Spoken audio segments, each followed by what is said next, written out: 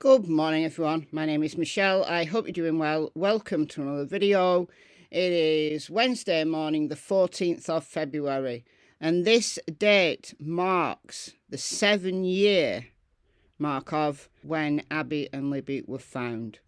Yesterday was I hate the word anniversary, but it was 7 years since the girls were murdered. And today, around 12 o'clock-ish, just after Indiana time, the girls were found by searchers, just under 24 hours after they went missing. They went for a walk on the Monon High Bridge and never came home. So, what we're going to do in this video? Well, we're going to talk about the investigation and the change of direction and what that means for the investigation into Richard Allen. But first, we've got to talk about the latest filing, which came out 2 or 3 days ago, but I just haven't got round to talking about it. Let's do that first, because guess what? We're all still watching. It's time for you guys to start being journalists. Before an angry Andrew Baldwin left the courthouse, 13 News overheard him speaking to Richard Allen's wife, saying, "It ain't over. The world's watching. The world sees what's going on."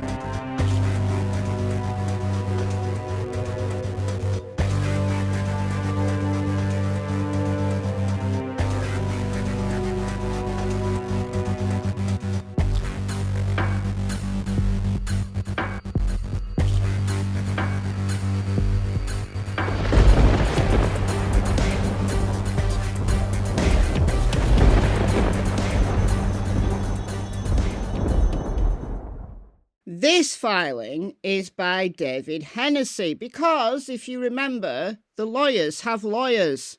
David Hennessy is acting as the attorney for Andrew Baldwin and Brad Rosie in the contempt charge that prosecutor Slickless and Nicholas McClelland is trying to bring. Okay, we talked about that recently on this channel in some detail, so go back if you've no idea what I'm talking about. But this is attorney Baldwin and Rosie by counsel and respectfully petition the court to provide clarification on the March 18th contempt hearing. So the hearing at least has been moved. She at least did that. Give them an extra month to work out exactly what on earth they're meant to have done. Okay, so January 29th, the state filed what is titled a verified information of contemptuous conduct. February 1st, the court set that pleading for a hearing of February the 12th, which was continued until March 18th. Attorneys Baldwin and Rosie are without sufficient notice as to the details of the state's allegation and how and why any specific acts are alleged to be contemptuous. The state has referenced the following with insufficiencies described. It relies to a press release issued prior to any gag order without specifying how and why this was contemptuous. Mr. Baldwin failed to disclose an accidental misdirected email, but cite no authority on the order requiring disclosure, as it was his own work product. It wasn't the discovery or anything like that, so... Reference the Franks memorandum as having graphic description and defence created demonstrative exhibits, but again failed to advise how that was contemptuous conduct, because the exhibits weren't made public. The exhibits were confidential. It was just the Franks memorandum. References Mr. Westerman's, Mitch Westerman's, unauthorised photographing of Discovery, so the crime scene photo leak, but failed to allege how that was the fault of Mr. Baldwin or Mr. Rosie, or how it was willful conduct on their part. It's got to be willful. It's got to be intentional. Mr. Baldwin, brainstorming with Westerman, violated both orders, but ignore that in the in-chambers meeting, brainstorming and strategizing with a person not on the defence team was declared permissible. Allege a trend of Baldwin and Rosie not being completely honest, yet offer no details or cite any authority or requirement to support the allegation. It seems clear that the state is really attempting to charge indirect criminal contempt. See Defence Counsel's motion for summary denial of the state's verified information for contemptuous conduct. As such, a separate filing and initial hearing would be contemplated. Attorney Baldwin and Rosie respectfully request notice whether the March 18, 2024 hearing will be a formal advisement of the specific allegations or whether the court anticipates hearing testimony and receiving evidence. They haven't even been told that. They pray to the court to provide guidance as to the substance of the March 18th, 2024 contempt hearing. Well, my bet is that Gull won't. Slick Nick might try. That'll be hilarious. So stand by for further developments on that regard. Okay, so now we're going to cast our minds back to 2019. At some point during the middle of the night, I woke up. I don't know what the dogs were doing. They were going mad. They were like running about, thinking it was morning. I don't know, 3 o'clock in the morning. So I started watching a live stream by Criminality. So I was on the replay crew. And I fell asleep. I was kind of in and out of night sleep. You know that feeling? But Criminality, Teresa, was talking about the change of direction. I need to go back and watch it and see exactly what she was talking about. But it's inspired me to go back and read the 2019 change of direction, because this was the most significant update in the 2 years that the case had been ongoing since Abby and Libby were murdered. So this is an interesting article. As questions swirl over the new direction in murders of Abby Williams and Libby German, the Indiana State Police clarifies that sketches are meant to be different men. Only one's a suspect. So this is another thing that in the defence memorandum, the defence cited accurately. So let's read this. Now, in April of 2019, for those who haven't been in the case that long, there was a press conference. They released a new sketch that was completely different than the old sketch. And the defence are absolutely correct in how they described this moving from one sketch to another, despite Doug Carter, superintendent of Indiana State Police, coming out at a later date saying, oh, if you amalgamate the two sketches, the offender is going to be somewhere in the middle. No, that's not what was said when that second sketch was released. So this article states exactly what was said. So, Indiana State Police investigators who declined to take questions Monday after releasing the first public clues in more than a year in the February 2017 homicides of Delphi teens Abby Williams and Libby German found themselves issuing another clarification 2 days later. Police emphasised that a new sketch of a suspect's face is not supposed to be a different take on a composite sketch of the heavier, older-looking man. They are, according to Indiana State Police Sergeant Kim Riley, not the same person. You may or may not remember from the many discussions that I had when the Franks memorandum was released in September. Betsy Blair, one of the witnesses that the defence have correctly described as seeing a young, poofy-haired man on platform 1 of the Monon High Bridge about 2 p.m. Just mere days after the murders, Betsy Blair sat down with a sketch artist and said this was 10 out of 10. But Indiana State Police didn't go with this one.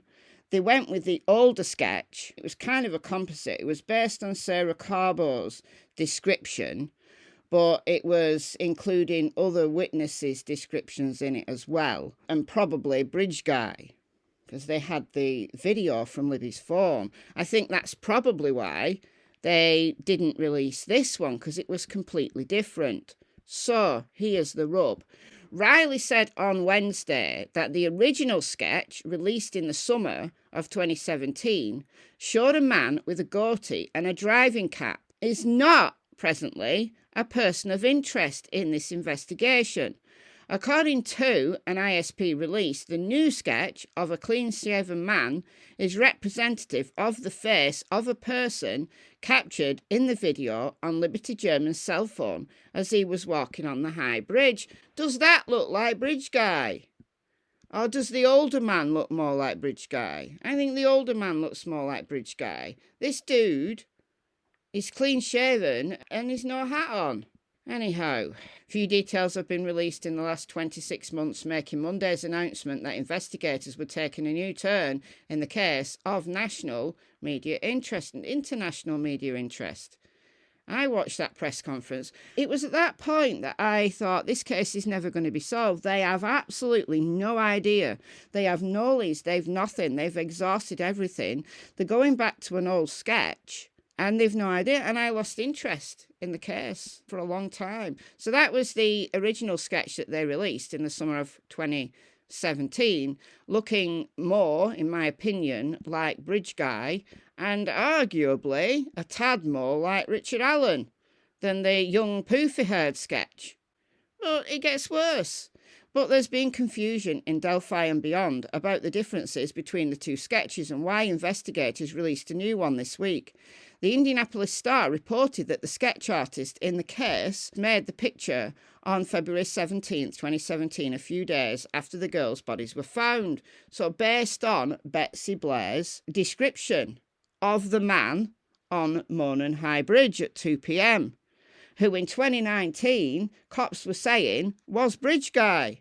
After releasing a new video of a man walking on the Monon High Bridge, basically adding movement to a photo released in 2017 from Libby's phone, extended audio from a clip, so one word, also released in 2017, and a new sketch, police declined to take questions from dozens of reporters at Delphi's Canal Centre. In ISP's attempt to clarify on Wednesday, Riley wrote that the investigators' initial belief that a person in the age range of his 40s and 50s was a person of interest in this murder investigation. Richard Allen was, 44, 45 at the time of the murders, so right square in their age range. However, they changed it because the guy that they thought was the older man, who was the guy that Sarah Corbo saw at 3:57, walking west along County Road North, the muddy and bloody man, even though they had to lie about his description. Okay, him, yeah. He was older guy, but they're now here saying he wasn't a suspect. Now, as the investigation has matured and past information has been reassessed, ISB's release said, it is the belief of investigators with the multi-agency task force that a person depicted in the sketch released on April 22nd more accurately represents the person wanted for the murders of Abigail Williams and Liberty German. The new sketch features what police called a man with a youthful appearance, but could fall in the age range of his 20s or late 30s. Is that Richard Allen? No. He doesn't look like he's in his 20s or even in his late 30s. I'd put him in his 40s. Police weren't answering what led to the change in direction or why the new suspect sketch was held back for more than 2 years. Since Monday's release of the new sketch audio and video, police report they've received more than 1,000 new tips. The case, which had more than 100 federal, state and local investigators assigned at one point, had generated more than 38,000 tips as of the second anniversary of the murders. Does that look like a man in his 30s? Potentially. When I've tried to sharpen that image, he does look younger than what you think. However, when you sharpen it, you distort the image even further. So, this is the suspect that they're now looking for. Police continue to look for a white male between 5'6" and 5'10". Well, Richard Allen is like 5'4", weighing 180 to 200 pounds. Well, that could be Richard Allen, with reddish-brown hair. Not Richard Allen. On Monday, Indiana State Police released a new composite photo of a new suspect put in his age range mid-20s to late 30s. Images and video on Libby German's cell phone show a man walking across the Monon High Bridge that day wearing blue jeans, a blue jacket and a hat. Police also released a recording taken from Libby's phone of a man saying, "Guys down the hill." Okay. All right. Police also said on Monday they were looking for information about a car parking in an abandoned CPS building at County Road North between noon and 5 p.m. on February 13th. They did not give details about make, model, colour or other features of the car. Why not? Why not? Is it because they got all sorts of different descriptions from witnesses about that car? Yeah, that's exactly why. So why did they go back and choose Richard Allen? Why is his vehicle a black Ford Focus 2016 model been likened to all sorts of different cars? Why does he look nothing like the sketch that they then in 2019 was the suspect, having believed that the older man who looks more like Richard Allen was not a suspect? This is a huge problem for the prosecution. Oh dear. Dear, oh dear, oh dear. They're in a right little pickle. Right little pickle. Anyway, let me know what you think in the comments, and I'll see you in the next video. Bye, guys.